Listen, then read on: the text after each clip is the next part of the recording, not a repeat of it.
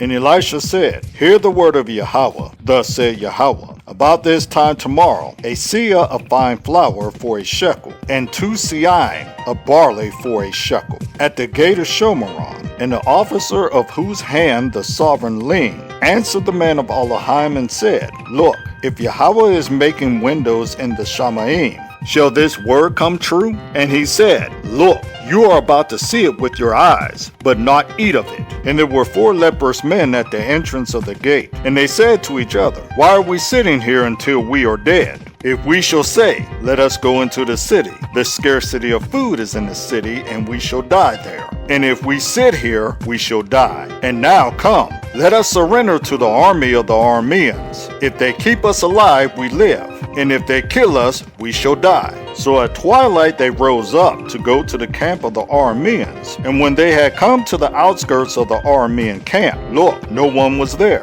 For Yahweh had caused the army of the Arameans to hear the noise of chariots and the noise of horses, the noise of a great army. And they said to each other, Look, the sovereign of Israel has hired against us the sovereigns of the Hittites and the sovereign of the Mitzrites to come against us. So they rose up and fled at twilight and left the camp as it is, their tents and their horses and their donkeys, and they fled for their lives. And when the lepers came to the outskirts of the camp, they went into one tent and ate and drank, and took from there silver and gold and garments, and went and hid them. And they came back and went into another tent, and took from there and went and hid it. Then they said to each other, We are not doing right. This day is a day of good news, and we are keeping silent. And if we wait until morning light, then wickedness shall come upon us. And now, come, let us go and inform the house of the sovereign. And they came and called the gatekeepers of the city, and informed them, saying, We went to the camp of Aram,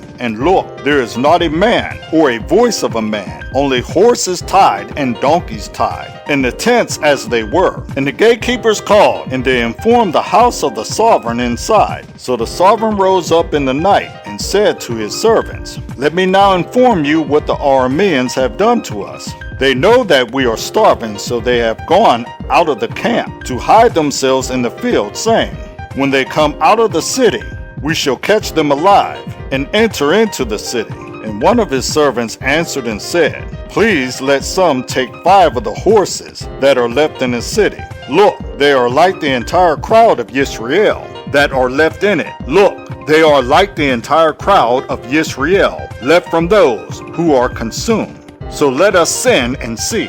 They then took 2 chariots with horses, and the sovereign sent them into the direction of the camp of Aram, saying, Go and see. And they went after them to the Jordan. And look, all the way was littered with garments and weapons, which the Arameans had thrown away in their haste. And the messengers returned and reported it to the sovereign. Then the people went out and plundered the camp of Aram. So a seah of fine flour was for a shekel, and 2 seahim of barley for a shekel, according to the word of Yahweh. And the sovereign had appointed the officer on whose hand he leaned to be in charge of the gate. But the people trampled him in the gate, and he died, as the man of Elohim had said, who spoke when the sovereign came down to him. And it came to be as the man of Elohim had spoken to the sovereign, saying, 2 seahim of barley for a shekel, and a seah of fine flour for a shekel, at this time tomorrow, in the gate of Shomeron. That officer answered the man of Elohim and said,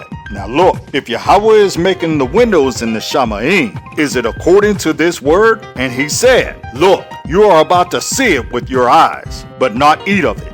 And so it came to be for him, for the people trampled him in the gate, and he died.